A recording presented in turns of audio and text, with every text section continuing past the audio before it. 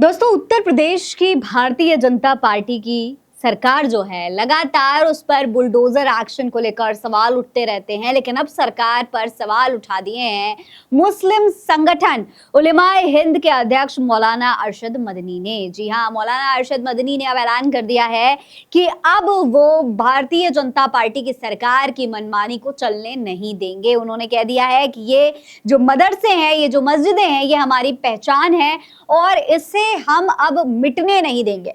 दोस्तों, आपको बता दूं कि भारतीय जनता पार्टी की जो सरकार है, यानी कि योगी सरकार है, वो बीते कई सालों से लगातार एक्शन ले रही है। अभी हाल ही में नेपाल बॉर्डर से सटे जितने भी मदरसे थे, मस्जिदें थी, करीब 600 ऐसे मदरसे थे जिन्हें अवैध बता करके उनको तोड़ दिया गया, उनको बुलडोज कर दिया गया। अब इस पूरे मामले पर मुस्लिम संगठन एक्टिव हो चुके हैं। खबर के मुताबिक उत्तर प्रदेश समेत कई भाजपा शासित राज्यों में कथित अवैध मस्जिदों, दरगाहों, ईदगाहों और मदरसों पर बुलडोजर की कार्रवाई की जा रही है। पिछले 3 महीनों में 600 से ज्यादा मदरसों, मस्जिदों, दरगाहों और ईदगाहों को बुलडोजर से गिरा दिया गया है। इसी पर उलेमाए हिंद के अध्यक्ष मौलाना अरशद मदनी ने मदरसों के खिलाफ की जा रही कार्रवाई को लेकर योगी सरकार की आलोचना की है और इसे संगीन इल्जाम लगाए हैं। इस पूरे मामले पर उनके क्या कुछ इल्जाम हैं, उस पर गौर करिए। देखिए, उन्होंने एक ट्वीट किया है अपने एक्स अकाउंट पर और इस पे ट्वीट करके वो क्या लिखते हैं, देखिए। लिखा है कि मदरसों को बंद करने का अभियान मुसलमानों के संवैधानिक, धार्मिक आजादी और संवैधानिक अधिकारों पर एक गंभीर हमला है। मदरसे मुसलमानों की जीवन रेखा है। अब हमारी इसी जीवन रेखा को काट देने की साजिश हो रही है। असंवैधानिक घोषित करके मदरसों के खिलाफ कार्रवाई का नवीनतम अभियान सुप्रीम कोर्ट के फैसले का अपमान है। मदरसों की सुरक्षा दीन की सुरक्षा है।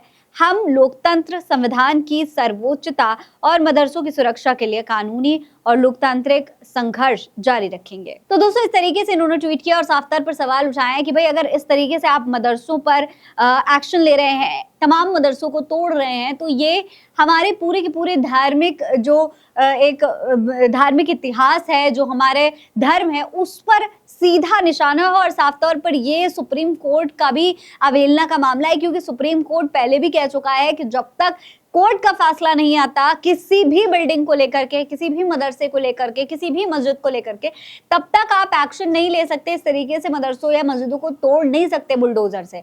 लेकिन बावजूद इसके 600 से ज्यादा ऐसी मदरसों और मस्जिदों को तोड़ा जा चुका है, जो कि पूरी तरीके से सुप्रीम कोर्ट का अपमान माना जाएगा।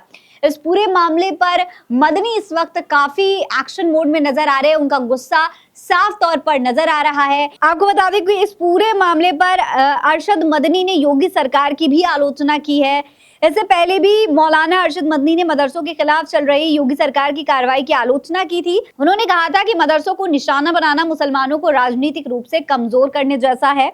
ऐसा करके उन्हें धार्मिक शिक्षा से भी वंचित किया जा रहा है।